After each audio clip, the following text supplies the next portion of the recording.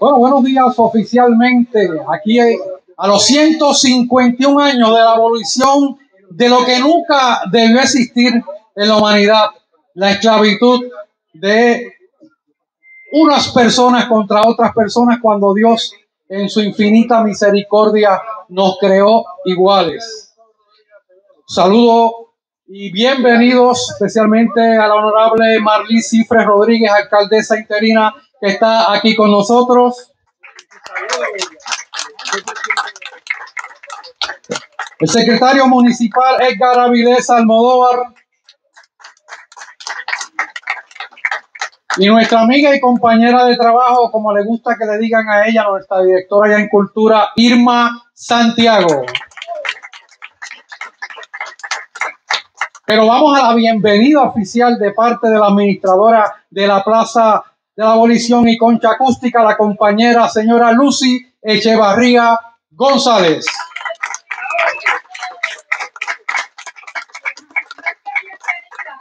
La bienvenida le toca a ella. A la directora ejecutiva. Yo lo que le puedo decir, buenos días y gloriosos días. Muchas gracias por ser parte del esfuerzo de nosotros rescatar los espacios emblemáticos y parte es una prueba fehaciente esto de Ponce, ciudad de pensamiento de avanzada. Una ciudad que desde su fundación siempre se ha distinguido por ser puntal en muchas cosas en el país.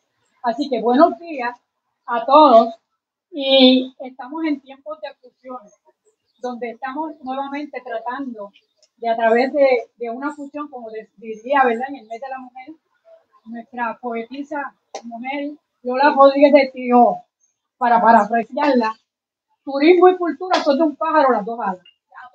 Y entonces en esta función, pues no es casualidad que en el mes de la mujer, 3 mujeres estamos tratando de llevar el timón y hacer unas nuevas cosas bien interesantes que las van a empezar a notar a partir de esto. Así que sin más preámbulos, buenos días, gloriosos días, gracias por ser parte de esta celebración emblemática que marcó un espacio bien grande donde la convivencia humana cambió a partir de la abolición de esclavitud, tanto en Puerto Rico como en cualquier país que se dio este movimiento, se transformó la convivencia humana. Así que sin más preámbulos, le dejo a Irma Santiago, la directora ejecutiva, mujer, que tiene un mensaje por el pueblo. ¡Viva las mujeres! Mujeres al poder. ¡Ay, santo! Gracias a Lucy y a todos ustedes por estar aquí. Un sitio que me gusta encontrarme con muchas personas, ¿verdad? Porque aquí es donde podemos celebrar cuando se le hizo por fin justicia al ser humano. Desconozco si en otro lugar en Puerto Rico se celebra la abolición a la esclavitud como se hace en Ponce. Hoy lo hacemos aquí 2 veces. Ahora en la mañana con la oficialidad del gobierno, en la tarde viene la sociedad civil también a celebrar estos actos de abolición. Así que, de hecho, creo que en el Caribe no hay ningún otro monumento dedicado a este tema. Así que nosotros en Ponce, eso es otra cosa que nos distingue. Con el permiso de todos ustedes, a mí me gustaría hablarles brevemente de don Víctor Manuel Cot Negrón, y para ello me voy a permitir citar al historiador Wilber Pagan Ayala con la intención de ubicarnos aquí en tiempo y espacio. Víctor Cot nació un 15 de enero de 1898 en el barrio Collores, en Juana Díaz. Desde muy temprana edad comenzó a trabajar con el barro, ¿verdad? Y comenzó a hacer figuras humanas, que son las más básicas que comenzamos a hacer uno cuando juega con plasticina, ¿verdad? En el caso del con barro. En su adolescencia se mudó de Juana Díaz a Ponce y comenzó a rodearse de distinguidos arquitectos y gente que trabajaba la obra de la construcción. Y ahí es donde él aprende a trabajar con el yeso. Era tan y tan bueno en su trabajo que inmediatamente fue reconocido por el arquitecto Alfredo Eichers, y le encomendó crear con yeso todos los ordenamientos arquitectónicos, las superficies internas y externas de la logia Aurora número 7, que la logia es este maravilloso edificio que tenemos aquí en la esquina, al lado de la panadería. A sus 19 años se trasladó a San Juan porque se enteró que venía un escultor italiano que se llamaba José Albricio, y tuvo la oportunidad de conocerle, y José Albricio lo unió inmediatamente a su grupo de trabajo y comenzaron a trabajar con el diseño del Casino de Puerto Rico, que está en San Juan. 10 años después de eso, ya él era una persona de mucho renombre, trabajando con el yeso en Puerto Rico. Ya en ese tiempo también había creado en Arecibo la plaza, un obelisco que hay allí, en la plaza Luis Muñoz Rivera. También junto al Bricio hizo uno de los trabajos más importantes en toda su trayectoria y fue decorar todo el interior del Capitolio de Puerto Rico. Trabajó también en los decorados de la Casa de España y en la mayoría de las salas de los cines que diseñó don Pedro Adolfo de Castro Bezosa, que fue uno de nuestros grandes arquitectos, pues Víctor Cott era el encargado también de trabajar esos proyectos, sobre todo la ornamentación en yeso. Entre los años 1934 y 35 hizo su trabajo más emblemático de su carrera en ese momento, y fue diseñar el Parque Luis Muñoz Rivera arriba en San Juan. Cuando uno sube, que vamos para el viejo San Juan, ese parque que nos queda ahí a la mano izquierda, lo diseñó totalmente. Diseñó sus pérgolas, los bancos y los cobertizos utilizando una técnica de imitación de madera. Allí construyó más de 200 objetos en todo el parque. Ustedes van y los parques dan la impresión que tienen unos bancos en madera que son antiguos, y cuando usted toca realmente es un metal, es galvanizado, cubierto, tiene una cobertura en cemento, y él se encargaba con sus manos de darle esa textura que pareciera madera.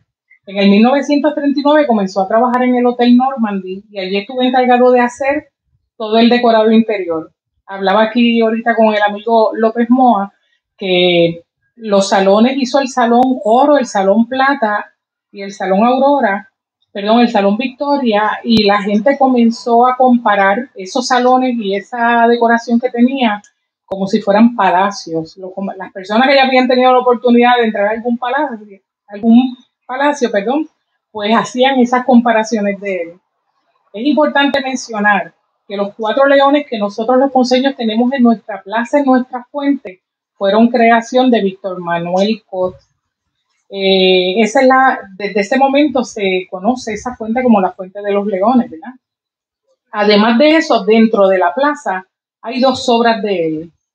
Nuestra plaza tiene 4 esculturas casi llegando a las esquinas, y 2 de ellas, una se llama La Maternidad y la otra se llama La Justicia Ciega, fueron inauguradas en el 1915 y se establecieron allí cuando el alcalde de ese momento, Rafael Rivera Esbri, ordenó la instalación de esas esculturas allí. Tenemos también en Ponce, en la calle Aurora, casi llegando a la calle Torre, eso allí hace un cuchillito, y hay una placita que se llama la Placita Graciela Rivera. Allí hay una escultura también que se llama La Labradora, autoría también de Víctor Cott.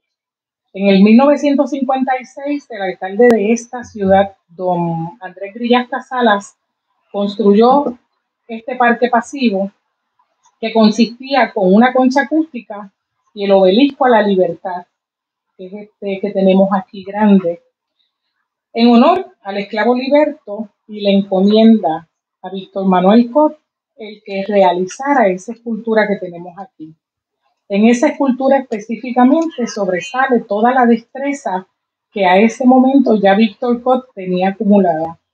Revela su conocimiento de la anatomía y de las proporciones del cuerpo humano con mucha precisión, siendo esa obra su máxima creación. El obelisco a la Libertad, como ustedes saben, le daba en aquel momento, que esta era una de las entradas principales de la ciudad, y todavía le da la bienvenida a los que nos visitan y a todos los ponceños que transitamos por aquí diariamente. Y siendo esta concha acústica también en aquellos tiempos, y todavía, un lugar de convergencia masiva. Esta fue una de nuestras primeras plazas públicas, donde la ciudadanía efectuaba numerosas actividades cívicas, culturales y recreativas. Con el tiempo, la obra, específicamente hablo del esclavo Liberto, esa escultura, el verdadero nombre es el hombre redimido, pero nos gusta más llamarlo el esclavo Liberto, ¿verdad? Con ese tiempo la obra experimentó un cambio en la altura del podio. Yo creo que todos recordamos cuando éramos más pequeños que estaba mucho más alta esa escultura, y entonces con una remodelación que sufrió todo el área entre los 2005 a 2007, entonces bajaron la escultura. Víctor Manuel Cot Negrón falleció el 16 de junio de 1962 en Santurce a los 64 años. Yo quería hablar de él porque me parece que estaba un poquito olvidado y hasta muchas personas le era invisible Víctor Hernández Cot, y yo quería hacerle este pequeño homenaje, ¿verdad? Porque fue nuestro primer escultor por excelencia. Así que gracias a todos, que disfruten el día. Muchas gracias, Irma. Vamos a tener unas palabras antes de las mini conferencias de nuestros hermanos y amigos David Talavera, el señor José López Moa y el doctor Raúl Medina Vázquez. Un saludo de nuestra honorable alcaldesa interina Marlis Cifre Rodríguez.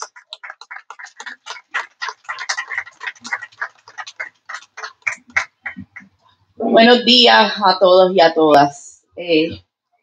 Me da mucho sentimiento pararme aquí porque me trae muchos recuerdos. Recuerdos de cuando nosotros los empleados luchábamos, y este día, el 22 de marzo, era un día donde nos parábamos justo frente ahí, en representación de lo que nosotros entendíamos que era el carimbo que nosotros realmente teníamos marcado. Aún en épocas modernas todavía entendemos que existe la esclavitud de alguna manera. Es una causa vital realmente que debemos trabajar juntos para erradicarla. Evitar de cualquier manera la explotación humana, promoviendo la igualdad y la dignidad de todo. Nos falta mucho por hacer. Aún con tantos años de la abolición de la esclavitud, tenemos que trabajar unidos, creando conciencia de que debemos respetar al prójimo, debemos respetar su dignidad, debemos promover que no haya desigualdad social, económica, contra la mujer. Debemos promover que nuestros niños tengan la mejor educación. Así que yo creo que hay muchas leyes, hay momentos históricos de la abolición como este, pero todavía como sociedad tenemos mucho más que hacer. Así que es importante que sí, que asistamos aquí, que conversemos, que tengamos estos espacios de diálogo, de cómo mejorar, de cómo trabajar unidos, de cómo respetar al prójimo, no importa sus diferencias, cómo piensen, cómo sean. Nos debemos un respeto. Y eso es parte de lo que debemos también como sociedad abolir. Así que nada, le doy las gracias a Lucy por este espacio tan hermoso que tenemos la obligación de rescatar, porque de verdad que esto, la concha acústica y el significado, qué bueno y oportuno el mensaje de Irma para recordarnos esa historia que debe vivir latente siempre. Promovamos estos espacios de diversas formas, no solamente en el Día de la Abolición, sino estos son espacios culturales hermosos de nuestra ciudad, que los vamos a seguir rescatando. Así que nos queda mucho por hacer como sociedad, y me alegra estar como mujer aquí frente a ustedes, pero sobre todo frente a dos titanas, mujeres también. Así que un aplauso para ellas. Y eso es parte de lo que tenemos que abolir, que las mujeres podemos hacer mucho más y no estar bajo ese yugo castigador del pueblo. Gracias y que tengan buen día. ¡Bravo! Muchas gracias a nuestra honorable alcaldesa interina Marley Cifre. Yo como hombre les voy a decir, las amamos, las respetamos, las queremos mucho. Bueno, voy a presentar a un amigo que a través de su vida profesional ha tenido muchos sombreros en el área de la cultura, en el área del turismo, pero donde más nos gusta en el área de la gastronomía. Nuestro amigo David Talavera con la microconferencia Aportación del Negro en nuestra gastronomía.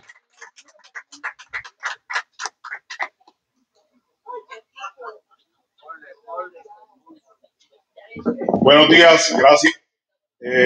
Yo me había preparado en aquella esquina, así que cuando salga de aquí, pues, cositas de lo que vamos a hablar un poco. Antes de esto que nos apasiona tanto, quiero saludar a Marlis, mi amiga de muchos años. Está haciendo muy buen trabajo. Gracias. Irma, que quiero tanto también, que nos conocemos por tantos años, y a Lucy, que es una titana. Edgar y todos los muchachos que están aquí, así que y a todos ustedes por estar aquí.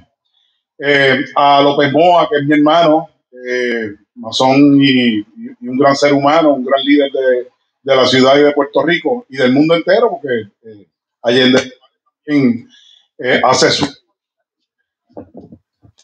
sus alocuciones, ¿verdad? Relacionados. Bueno, sí, ahora sí. Ustedes están dándose cortos. Bueno, nada, vamos a hablar un poquito de esta historia gastronómica, que es lo que nos toca. Si hablamos de antes del 1493, estamos hablando de la gastronomía taína, que ya era confeccionada con una estructura sólida. Se conocía mucho ya la yuca, y es importante lo que estoy diciendo porque van a ver la relación que tiene con África, y la papa proveniente cerca de Perú, y la yuca igualmente. También habían frutos, había buena pesca, también se cazaba aves, ¿verdad? De hecho, el dios principal de los taínos tenía como nombre, el nombre evocaba tres asuntos importantes, que era la yuca, el agua y la montaña, las tres relacionadas directamente con la gastronomía. Sin agua pues no se puede cocinar.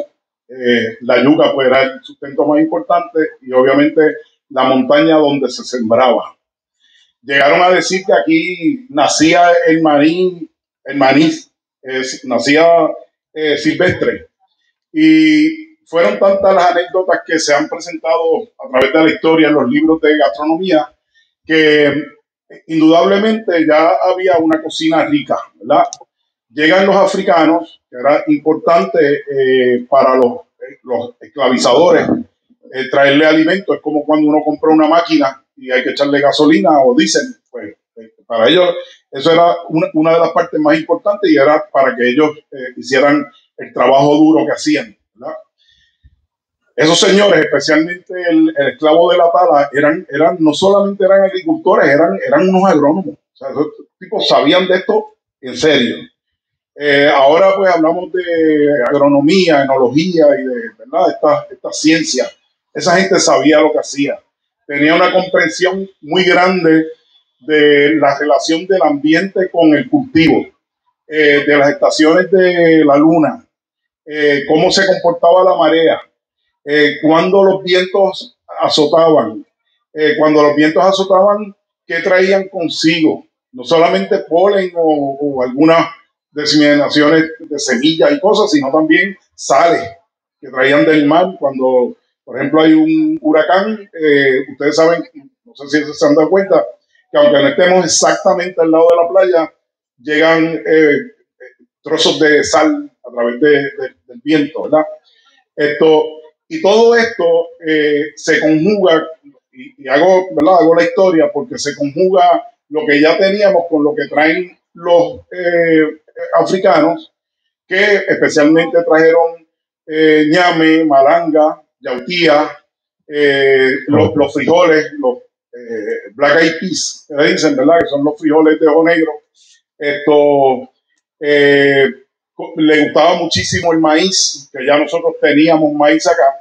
Y entonces traen consigo, los indios sacaban de la yuca o el casabe, que es el casabe, sacaban, además de, ¿verdad? La planta, la plantilla que hacían para combinarlos con proteínas y frutos y otros tubérculos, también hacían el vinagre. El vinagre fermentaba y de ahí sacaban el vinagre para aderezar los platos con dos tipos de ajíes también que utilizaban. Uno que era un ají dulce y el otro que era el caribeño, como los indios caribes, era el sólido, el fuerte, era el que picaba. Es importante lo del vinagre porque el vinagre conserva los productos, ¿verdad? La acidez del vinagre hace que el producto se conserve, además de que potencia el sabor. Eso es tan bien importante. Las dos cosas que más potencian el sabor es la sal y el vinagre. Los africanos se alimentaban de estos alimentos y se alimentaban de la pesca y se alimentaban también del cerdo mayormente, especialmente el jabalí. El sustento del era muy salado y era a propósito. Ellos necesitaban tener mucha sal en el cuerpo para evitar la deshidratación. Y conocen o cultivan, vamos a decir, la caña, y de ahí el jugo de caña, que era su mayor sustento. El azúcar nuevamente era importante. Hacían dos cosas. Mira cómo trabajaban con su anatomía. Sabían que se tenían que alimentar con altas dosis de sal para evitar la deshidratación y sabían que se tenían que alimentar con altas dosis de azúcar para la fuerza rápida que da el azúcar, ¿verdad? Y con los tubérculos, que también es otra fuente de azúcar y se convierte en carbohidrato en el cuerpo, pues ellos podían tener la energía para trabajar 12, 15 horas todos los días, o sea que era muy fuerte. Después los jornaleros empezaron a tener una alimentación un poco más llevadera en esos 343 años de esclavitud que hubo, ¿verdad? Más llevadera porque eran jornaleros, o sea que se le daba algún... Hay un poco de parecido con lo que nos pasa, y es que nos traen dinero de afuera y hay que gastarnos en Walmart y Walgreens, y era más o menos lo mismo. Había que gastar el dinero en la tienda de los hacendados, ¿verdad?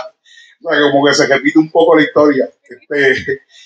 Pero sí tenían, vamos a hablar de otra cosa, yo vengo a hablar de gastronomía. Una pullita.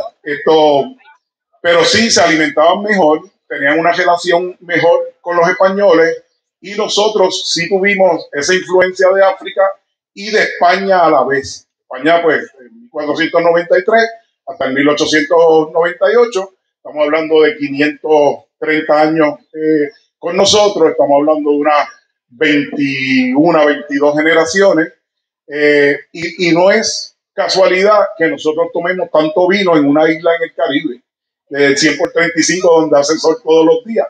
Y es que eso yo creo que está en el DNA. Ese análisis lo estamos haciendo y vamos a ver si lo comprobamos.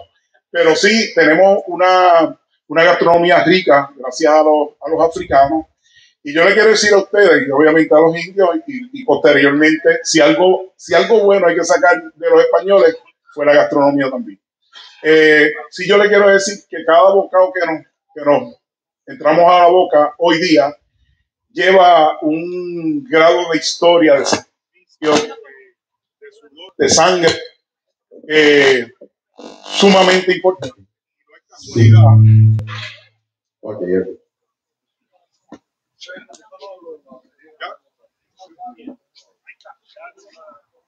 Le estoy robando la energía al micrófono. Estoy duro. Eso es la alimentación. Sí. No es casualidad. Tenemos una cocina rica, pero rica en sabores, en especias y especies. carbohidratos, en frutos menores, en frutos mayores. Hacemos un gran ron. De hecho, desde los indios ya se fermentaba una hoja y alucinaban cuando se tomaban la fermentación de la misma. Por lo tanto, hay algo de eso. Y hay una relación también con el vino que se la quiero traer, que es que había una fruta que se llamaba uvilla, y cuando se la comían madura, también daba como una notita.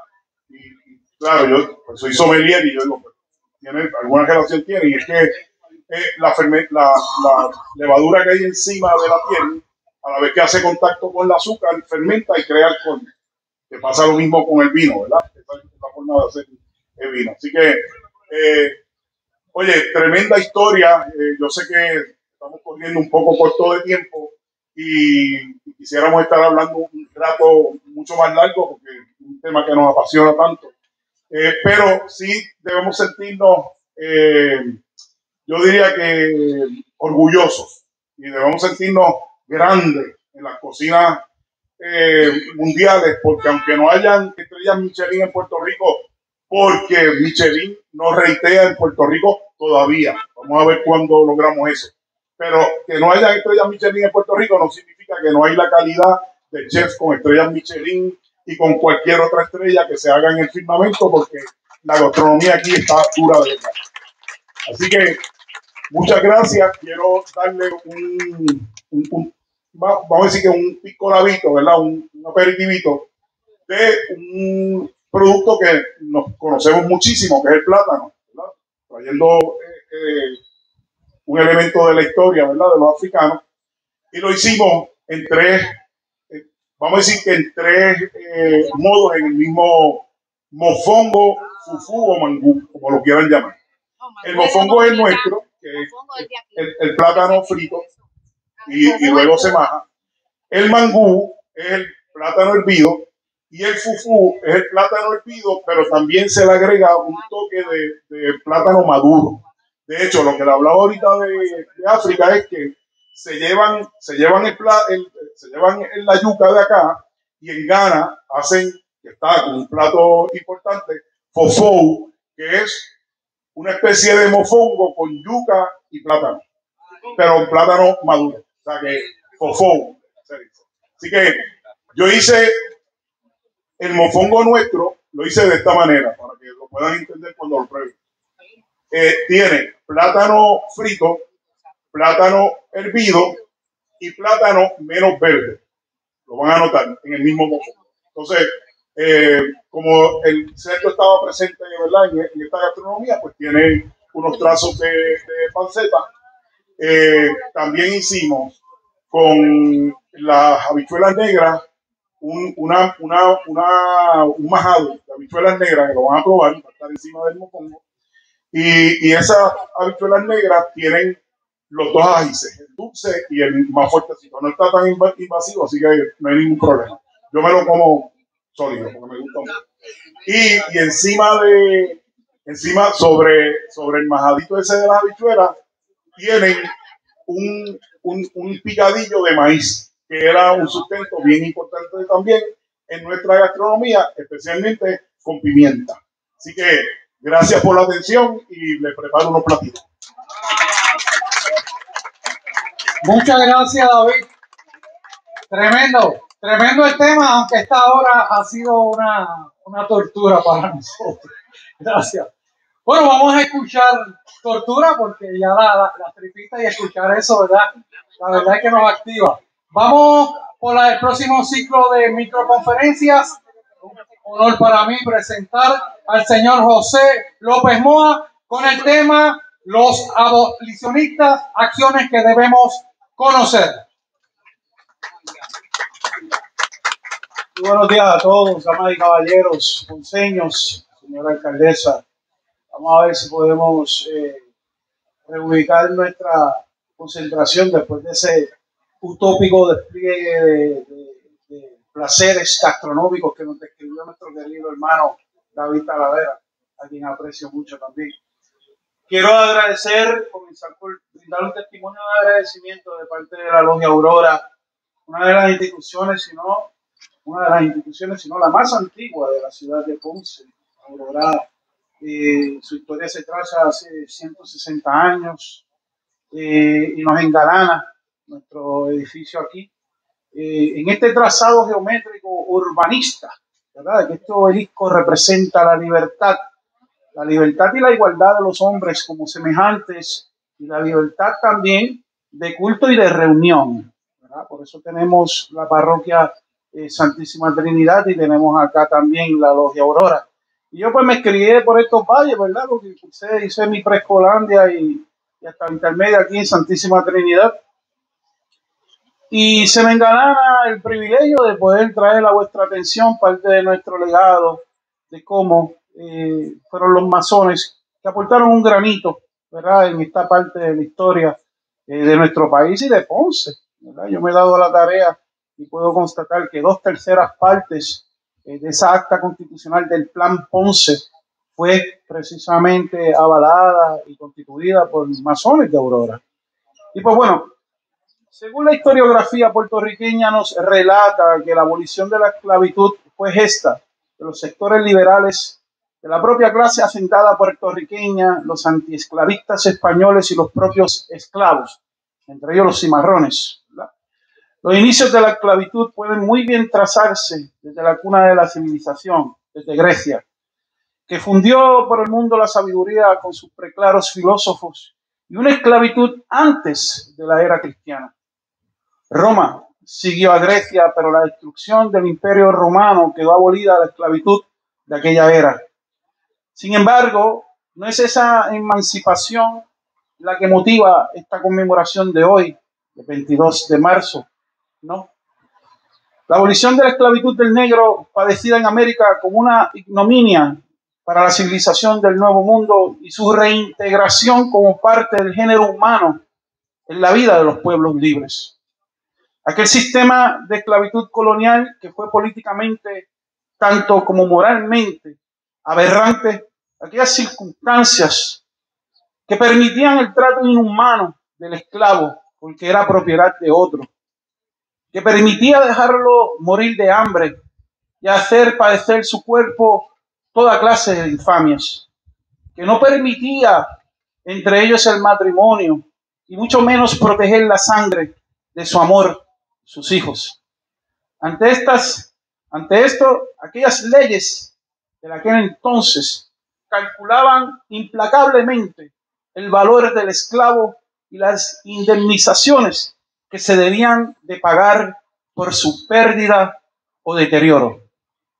Cuando la masonería en la Inglaterra del 1717 adoptó como ley fundamental de la institución una constitución que estableció que son los principios de la masonería, la moral universal y la ley natural dictada por la razón y definidas por las ciencias, que reconoce un ser supremo y no admite más diferencias entre los hombres que el mérito o el demérito.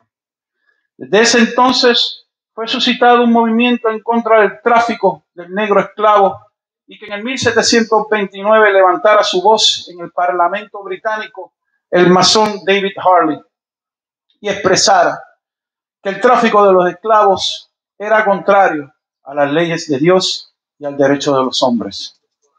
Inspirado en esos preceptos, la masonería puertorriqueña siguió su labor de redención por medio de sus adeptos, muchos de los cuales sufrieron persecuciones, pero no retrocedieron en su empeño. Los masones Betances, Ruiz Belvis, redimieron de la esclavitud con su propio peculio niños recién nacidos mediante la indemnización que autorizó el gobernador Pezuela. Betances fundaba en nuestra isla una sociedad secreta para impulsar la abolición de la esclavitud a las costas al sur de aquí de Ponce, en el islote Caja de Muertos. Valdoriotti de Castro de Aurora gestionaba en el Congreso español el decreto prohibiendo el castigo corporal del esclavo, mientras que Julio Vizcarrondo fundaba en Madrid la Sociedad Abolicionista. Mientras que José Julián Acosta, Francisco Mariano Quiñones y Segundo Ruiz Belvis presentaban en el Congreso español un informe proponiendo la abolición de la esclavitud en aquella provincia. Todos estos ilustres puertorriqueños obedecieron las enseñanzas masónicas que infiltraron en sus mentes y en sus corazones sentimientos altruistas que brindaron el decidido empeño al éxito de tan noble causa. Es por esto que hoy la Logia Aurora rinde tributo con estas breves palabras, testimonio de respeto y agradecimiento, reafirmándose en el ejercicio de los derechos o en el racional desarrollo de las facultades de nuestros semejantes, como progreso perenne de la humanidad. Muchísimas gracias.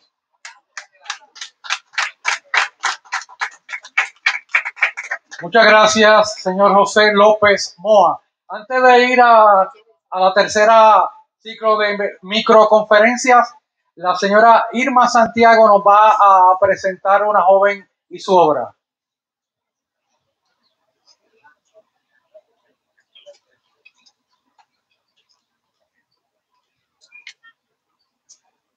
Nuevamente, es que no queríamos que se nos pasara la oportunidad.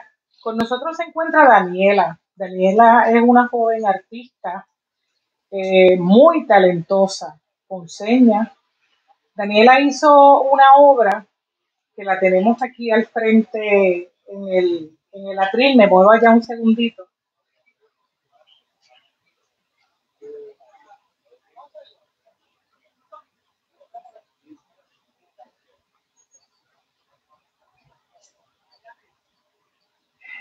Daniela Medina Aguilera tiene 18 años, es estudiante de Artes Plásticas de la Escuela de Artes Plásticas y Diseño de San Juan. El año pasado, mientras terminaba su último año como percusionista, también en música, en la Escuela de Bellas Artes, Ernesto Ramos Antoni de Yauco, participó de la competencia de arte del Congreso de los Estados Unidos. Su obra, La mariposa y el barril, resultó ganadora. Esta obra que tenemos aquí. Desde junio del 2023 y durante un año se exhibirá en el Congreso de los Estados Unidos, junto a las obras de estudiantes ganadores de los demás distritos congresionales. Pero es la única obra que representa a Puerto Rico. Tenía que ser ponceña, ¿verdad? A través de su dibujo, Daniela honra a la familia Cepeda, que hoy van a estar con nosotros, una de sus representantes, Tata, y a la legendaria folclorista, bailadora y maestra de bomba, Margarita Tata Cepeda, la mariposa de la bomba, como se le conoce. También celebra a toda la gente y organizaciones que trabajaron duro para mantener y preservar vivas nuestras tradiciones. Daniela es nieta del ilustre historiador, profesor y escritor ponceño, que va a ser nuestro próximo panelista, el doctor Raúl Medina Vázquez, autor de La verdadera historia de la masacre de Ponce, entre otros libros. La mariposa y el barril es un dibujo hecho a lápices de colores. Se hizo en marzo del 2023. Es una comunidad que se llena de música, ritmo y cultura. Una bombera sonríe mientras intenta seguir los piquetes y movimientos de una bailadora que lleva con orgullo y emoción un traje tradicional de bomba hecho a mano. Su hermosa falda parece volar mientras reta a la bombera y su barril. Otros bomberos y cantantes les acompañan y la gente comienza a salir de sus casas al escuchar en las calles la bomba puertorriqueña. Daniela, pasa por aquí con nosotros, por favor.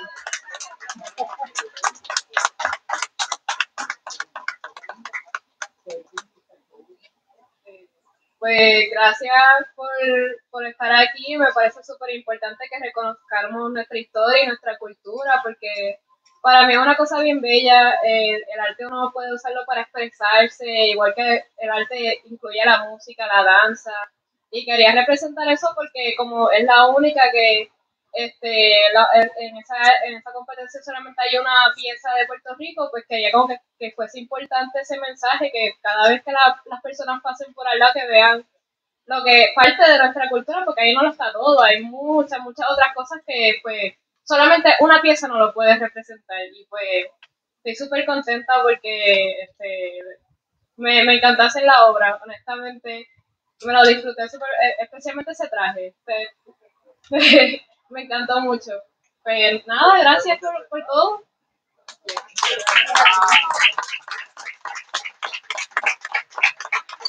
Como maestro retirado, qué bueno ver que los jóvenes talentosos en Puerto Rico nos dan un mensaje. Los buenos somos más, los talentosos somos más.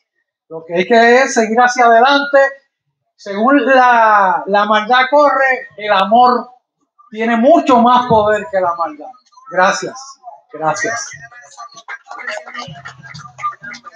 Para mí un gran honor presentar al doctor Raúl Medina Vázquez con la microconferencia Aportación de los Negros al Quehacer del País.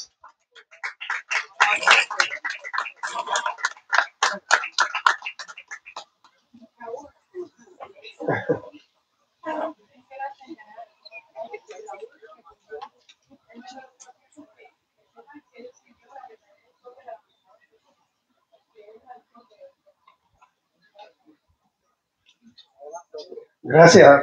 Buenos días. Permítame saludarles en esta mañana y especialmente a la distinguida alcaldesa honorable Marlene Cíjare. Yo me pregunto por qué estamos aquí hoy conmemorando una raza de negros. Debemos saber que más del 80% de la sociedad puertorriqueña es de origen negra. Y quizás no lo sabíamos. Solamente el 1% es blanco. Mirándonos aquí, yo no veo ese 1%. Eso significa que todos los que estamos aquí descendemos de un negro. Es importante saberlo porque aún hay negros, mulatos, mestizos que niegan su raza, su negritud. Es importante saber que puertorriqueño no es raza, es cultura. La raza es negra, parda, mestiza, mulata, esos son razas. Por lo tanto, me siento tan orgulloso, muy orgulloso de haber aceptado la invitación del municipio de Ponce para hablar un poquito de nosotros los mulatos, los pardos. Cuando me preguntan, profesor, ¿de qué raza es usted? Yo le digo, blanco no soy, soy pardo. Y la gente se queda pensando, ¿qué cosa es eso de pardo? Pardo es la mezcla de blanco, negro y caído. Por lo tanto, debemos de conocernos racial y culturalmente. Nosotros hablamos de afrodescendientes. Yo no sé lo que es eso. Se lo juro, yo no sé lo que es afrodescendiente. Porque en África no todos son negros, solamente son negros del sur.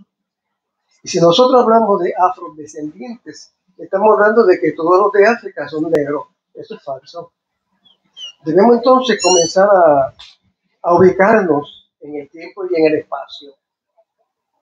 Los primeros que llegan a Puerto Rico no eran esclavos, eran libertos, eran libres. En África sí existía la esclavitud entre ellos. En los grandes imperios tenían esclavos por guerra. Cuando llegan a Puerto Rico, llegan esclavos por la economía, el reciente capitalismo español, para tener ganancias excesivas, entonces introduce el negro como esclavo. Esos primeros negros que llegan a Puerto Rico, que son libres o libertos, muchos descienden de grandes imperios, y algunos eran reyes, príncipes, y eran personas que sabían de letras, eran personas nobles. Nosotros nos enseñan en la escuela que el negro es sucio, apestoso. Eso es un eufemismo. Eso es degenerar a una de las razas más nobles, porque debemos de saber que en África es la cuna de la civilización. La música se origina en África. Nosotros somos descendientes de una gran y noble cultura. Debemos de estar orgullosos de decir, soy mulato, soy negro, soy mestizo. Si se siente orgulloso de ser blanco, es el 1%. Y yo vuelvo y repito, aquí ese 1% no está. En África habían grupos que van a llegar más tarde a Puerto Rico que se denominaban, son naciones, los jerofes, los fula, los mandigas, los biafra, los yoruba, los carabalí, los cabindas, los magombe, los maricongo, los meramba, los matamba, los luanda, los cafres, los angolos, los bran. Entonces, algunas personas decimos, este es un cafre, no sabemos lo que estamos diciendo. Los negros cafres fueron los que se opusieron a la esclavitud en el Nuevo Mundo.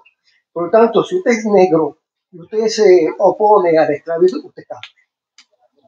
Por lo tanto, el padre hablamos y no sabemos a veces lo que decimos. O repetimos palabras que otro dijo y no sabemos lo que significa. Como decirle, este es un negro trigueño. Caramba, es un disparate. Si uno fuera a buscar la etimología de trigueño, viene de trigo. El trigo es rumbo.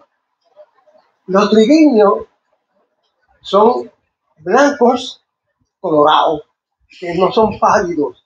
Entonces, cuando alguien me dice a mí, mira, ese trigueño, yo me quedo mirando, yo no veo ninguno. Un blanco colorado, con piel quemada, que es el trigueño, eso yo no lo veo aquí. Por tanto, nosotros, los puertorriqueños, debemos de conocernos un poco más. Yo estoy consciente de que la educación en Puerto Rico no ha sido la mejor. Yo soy educador. Yo empecé a educar a los 20 años y me jubilé hace 4 meses. Trabajé en distintas instituciones, pero estoy consciente de que la educación en Puerto Rico es falacia, es mentira, y hay que comenzar a poner los puntos en la I. Otros negros son los bantú, los mozambiques, los ambos, los chambas, los congos, los angolos, los matambas, los mayombes. La cultura negra es una de las más nobles. En Puerto Rico le comenzamos a clasificar de la siguiente forma. Bozal. Bozal era el negro que venía directamente de África y que no había tenido contacto con la cultura nueva blanca americana. Cafre, que procedía del este del África. Cimarrón era esclavo que se fugaba, se huía y se refugiaba en los montes. En Puerto Rico, un cimarrón podía hacer vida social y se llama cimarronería. Tenemos en Guayama un barrio que se llama Cimarrona, que fue fundado por negros cimarrones. Tenemos el negro cocolo. El negro cocolo era el que venía de las Antillas Menores y le gustaba la bomba, la plena, la salsa. Por tanto, si usted es parte de esa sociedad que le gusta el baile y la música, usted es un negro cocolo. Cortado, es el negro que compraba a sí mismo su libertad. ¿Cómo un negro podía comprar su libertad? Si el amo lo quería, si el amo no quería, no la compraba. Y cuando decimos amo significa dueño. Y si es femenino, ama es la dueña de la casa. No sabíamos que nuestra esposa es la ama de casa. Ama no es la que hace la limpieza. Ama no es la que cocina ni friega los platos. Ama es la dueña del hogar. El criollo era el que nacía en Puerto Rico. Y ese criollo es el que va a traer la cultura que se va a conjugar con blancos y negros y va a salir el jíbaro. El jíbaro es el primer concepto que vamos a tener del individuo propio del país. Después de criollo viene jíbaro, después de jíbaro viene puertorriqueño. Por lo tanto, no se sientan avergonzados si le dicen jíbaro. Yo soy jíbaro, yo soy criollo, yo soy puertorriqueño. Nos hemos avergonzado de tantos conceptos porque eso no nos enseñaron en la escuela. Si nos hubieran enseñado en la escuela la historia como es correctamente, todos nosotros seríamos orgullosos de descender del esclavo que tenemos aquí al frente. no tenemos que tener vergüenza de ser negro.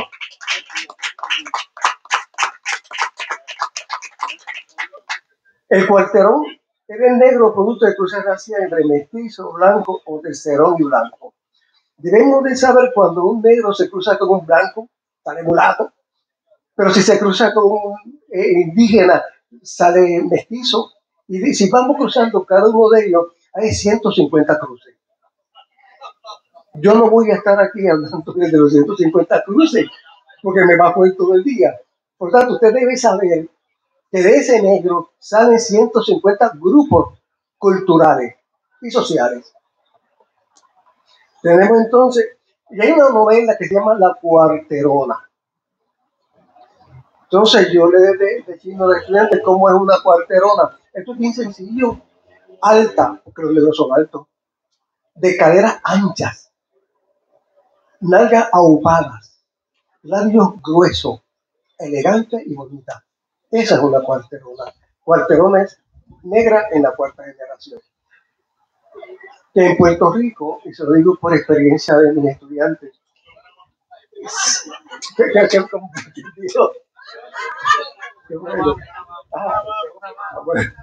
en Puerto Rico las cuarteronas se tiñen el cabello de rubia, se limpian en la piel labial a prueba de agua, de saliva, y luego le dicen rubia. Ah, caramba, es cuarterona. Doméstico era el negro que hacía los quehaceres del hogar, mayormente las hembras. Debemos de saber que las domésticas en Puerto Rico, las negras domésticas, dormían en la casa del amo, la casa del dueño, y tenía un cuarto exclusivo para ella. Y ese cuarto exclusivo tenía una puerta que daba a la habitación del matrimonio. Ustedes quieren ver eso, ese cuartito, vayan al museo de Cuamo. Ahí va a encontrar en el museo de Cuamo el dormitorio del matrimonio y al lado del dormitorio de la esclava. Y si quieren buscar más información, los negros que salían de ese producto, el padre biológico era el padrino. Y si usted va a la iglesia de Cuamo, va a encontrar registrado en los libros de bautismo de negro, porque la iglesia los distinguió, negros y blancos, va a encontrar que cuando el padre los reconocía, el cura le ponía un papelito en el acta de bautismo y decía más o menos así. El cura le decía al amo, escriba usted con su propia mano. Y el amo decía, yo, don fulano de tal, usted es su nombre. Quiero que sepan que soy el padre de fulana, la esclava que nació en mi casa. Y él con una pega lo pegaba en el libro de bautismo. Desafortunadamente, la iglesia no quiere que usted vea ese libro. ¿Por qué? La iglesia fue cómplice de la esclavitud en América y en el mundo. Deben saber que la Biblia habla de la esclavitud. La Biblia reconoce la esclavitud. La Biblia lo único que dice es, trátelo humanamente bien. Nada más. La Biblia no se opone a la esclavitud. La Biblia no habla de liberación del esclavo. En América, los templos religiosos fueron construidos por la mano de obra del esclavo. Que en la iglesia no pagaba impuestos y no le ponían el carimbo. Se llaman negros descarimbados. El carimbo es una marca que, como las reses, que se las ponían en la espalda del esclavo porque pagaba 50 centavos de contribución. La iglesia, estando exenta de la contribución, se llama negros descarimbados. Tenemos el negro grifo, negro producto de cruce racial entre mulato y negra. Tenemos el jornalero, el amo lo alquilaba por un jornal para que trabajara con otra persona. Tenemos el negro ladino, negro que llegaba de Europa y conocía el español, o conocía el francés, o conocía el portugués, De ahí la palabra ladino, que es corrupción de latino. Hablaba muy bien el español. Tenemos el negro liberto, que recibía la libertad por parte del amo. El mancebo era un negro joven en edad para casarse. Cuando yo le pregunto a mis estudiantes, ¿a qué edad tendría ese mancebo que está en edad de casarse? Ustedes saben que no me saben contestar la pregunta. Se la voy a contestar. La única más chiquita es mi nieta. Para saber si un negro era mancebo y está en edad para casarse, se le llevaba a una doncella para que lo masturbara. Si eyaculaba, estaba en edad para casarse y era adulto. Se consideraba entonces un negro mancebo. Espero que lo hayan entendido. ¿Verdad? Maraú, negro producto de cruce racial entre grifo y negra. Moro, negro musulmán. Ese no come carne de cerdo. Compañeros. Los negros moros, y la palabra africana es sancocho, que es la carne de cerdo con vianda. Nosotros, los negros dicen sancocho. En español es salcocho. Por lo tanto, el negro moro no comía sancocho. Esperaba, mejor que se moría de hambre, pero no comía. Porque para su religión no podían comer cerdo. Entonces tenemos el negro muleque. También le llaman mulequito o mulecón. Ese era ya adolescente. Había pasado de mancebo y era mulecón. El negro de cara era el agricultor. El pardo, yo le dije que yo era pardo, negro que produce de la mezcla racial, especialmente entre india y negra, mestizo libre o pardo libre y blanco, cualquier cosa. ¿Se dieron cuenta? El pardo es cualquier cosa. Si usted no se considera negro, se mira al espejo y dice, contra negro yo no soy, blanco tampoco, es pardo. Sambo, negro racial entre negro e india.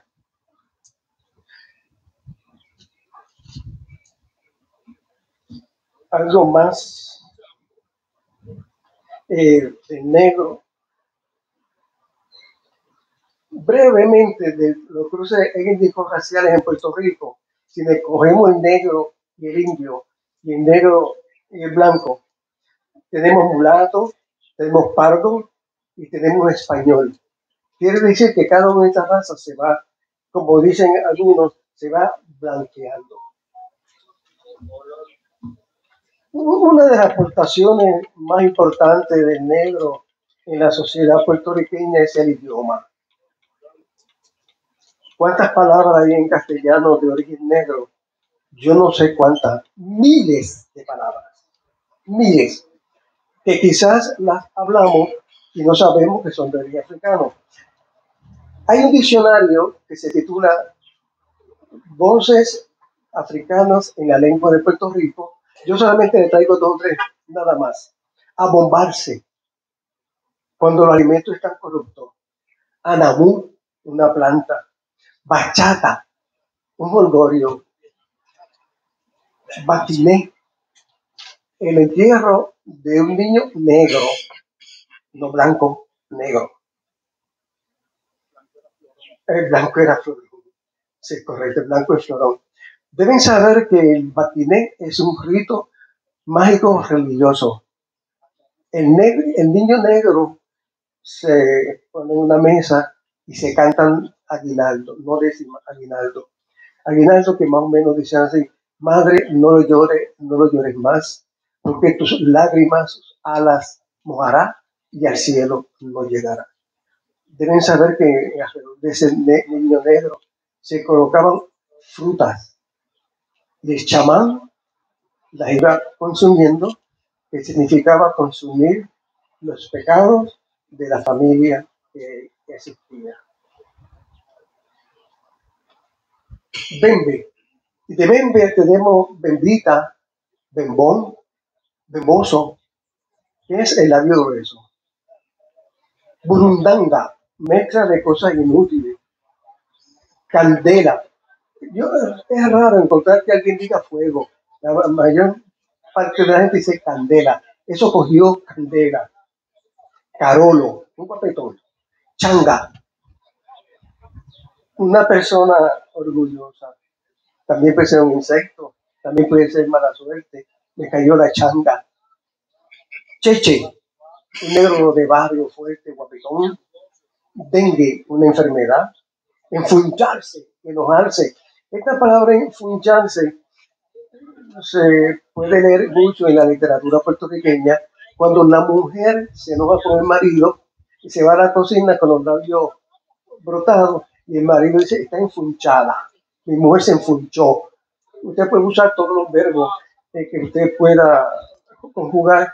En el puertorriqueñismo, en el africanismo, los verbos son libres, no tienen reglas. Usted los puede usar como más le plazca. Farufa, enredar en cosas raras. Funche, harina de maíz. Gandul. Esta palabra es importante porque los africanos, la palabra harina es guandú. Los africanos no podían pronunciar guandú, decían guandul. Entonces el jíbaro de guandul la cambia a gandul. Pero sepa que en español existe la palabra gandul. Significa ignorante, significa tonto, significa inútil. Mi esposa es de Villalba y a mí me daba pena ir a Villalba y encontré un letrero bien grande que decía, bienvenido a la ciudad de Gandul. Yo siempre pensé, el alcalde no sabrá lo que significa Gandul. ¿Por qué no puso Guandú? ¿Qué está? Vean que entonces en el hablar nosotros puertorriqueños tenemos muchísimos problemas. Guarapo, bebida de caña, jeringa, pastillo, curudungo, eso es lejos, lejísimo. Mafafo, un tipo de plátano. Malanga, un tubérculo. Marifinga, comida hecha de harina. Mofongo, bola de plátano verde. Monga, mongo, motete. Ñangotase. Usted puede utilizar la palabra ñangotase como usted le dé la gana. Puede decir añangotado. Puede decir añangotado. Puede decir ñangotado. Como usted le plazca porque no tiene regla. Ñapa, una dádiva. Ñojo, un manco. Pachanga, pasurín. No se dice pelo malo. El negro no tiene pelo malo, tiene pelo rizo. Pero nosotros nos enseñaron que el pelo rizo es malo de peinar. Para que la frase no se terminó. Nunca digo a una persona que el pelo es malo. Es pasurín, es pasa, es rizo y tostón. Ahí hice una breve resumen de más de 100.000 palabras de origen africano. Otra aportación del negro a nuestra sociedad es la vestimenta. La mujer negra usaba el traje holgado, ancho, con un elástico en el cuello, cosa que se lo pudiera poner en el hombro o debajo del sobaco. Sobaco es una palabra africana, está correcta. Además de la vestimenta, el espiritismo, las comidas, el compañero sancocho, mofongo, tostón, punche, costumbre, el espiritismo, el baquiné, la música, el idioma.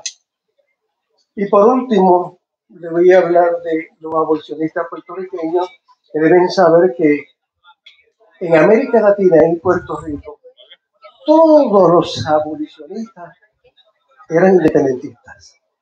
No hay en la historia de Puerto Rico un abolicionista asimilista. Eso no existe.